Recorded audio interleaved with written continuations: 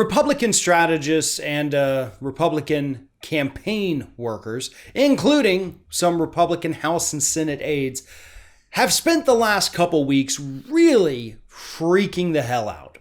And according to a new report at the end of this week, they're freaking out even more than ever right now because they understand, and they admitted in interviews with Vice News, that if the election were to be held today, the Republican Party as a whole would be looking at a complete and total wipeout. That was the word they used to describe it, a wipeout of the Republican Party if the election were to be held today. And it's important to point out that this is, as they said, of the Republican Party. This is not just Trump versus Biden, but this is Trump's toxicity seeping down into the state and even into the local level elections. And that's what's freaking these Republicans out right now. Because as we all know, Trump is losing to Biden nationally by double digits. When you look at some of the swing states, he is also losing by double digits. But then you break it down even further. You go to districts, counties, cities, typically that voted Republican over the years. They voted for Trump in 2016, and now Trump is losing to Biden almost by double digits in some of these areas. That is the part that freaks Republicans out, because they understand that if you have something toxic sitting up at the top, at the very top of that ladder, the toxicity drips down to the rest of them. It does, in fact, hurt down ballot races. You know, the same thing Democrats were very concerned about with Bernie Sanders. Is he going to help down ballot Democrats? Yes, he would have. Joe Biden, on the other hand, maybe not. But now it may not matter so much for Biden because Trump is hurting himself so much that Biden doesn't even have to do anything.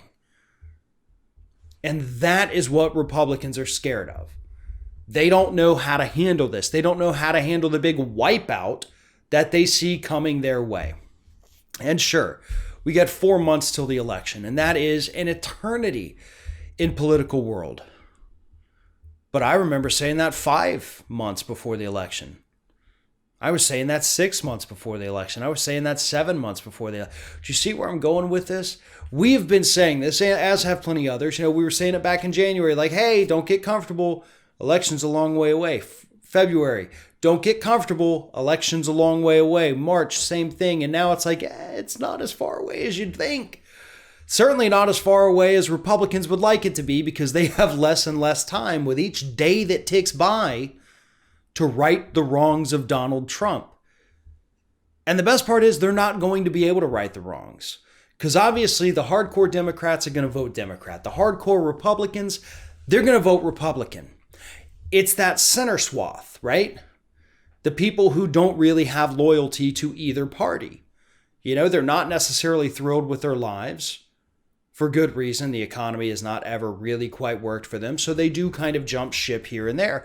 And I think one of the things that attracted them to Donald Trump back in 2016, and this is my analogy I've come up with for it, is that Donald Trump back in 2016 was essentially the Macarena, right? When it first came out, you're like, hey, you know what? Maybe this is something that could work. This is what those people in the center, the swing voters, were thinking. Maybe this is a good song. And then they started to kind of like it ironically after they had heard it too many times. Like, man, wouldn't it be funny if we played this at your wedding? Like, I'm going to go tell the DJ to play it right now. We're funny. And then a little while after that, these middle voters, much like people with the Macarena after hearing it too many times, are sitting there thinking, if I hear this again, I'm going to punch somebody in the face. They're sick and tired of it. It's not a good song. It's very repetitive, and they don't understand most of the words to it. That is what Donald Trump is to these swing voters. He is the Macarena, and they're ready to move on. They want a new one-hit wonder to tack on for the day. And that's what these Republican strategists understand. Trump was most likely a one-and-done candidate. He doesn't have the stamina. He doesn't have the staying power. He doesn't, even though we see him with these rallies and we see people with Trump flags on their cars. I only bring that up because I got passed by one yesterday.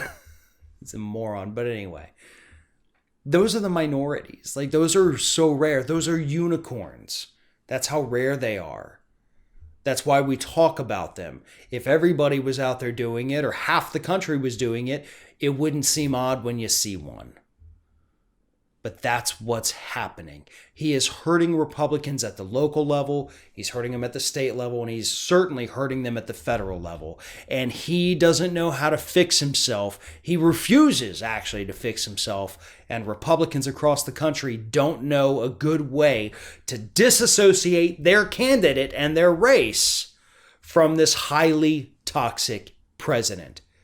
And if they can't figure out a way to do that in the next 4 months, as they say in their own words, it's going to be a total wipeout for the Republican Party.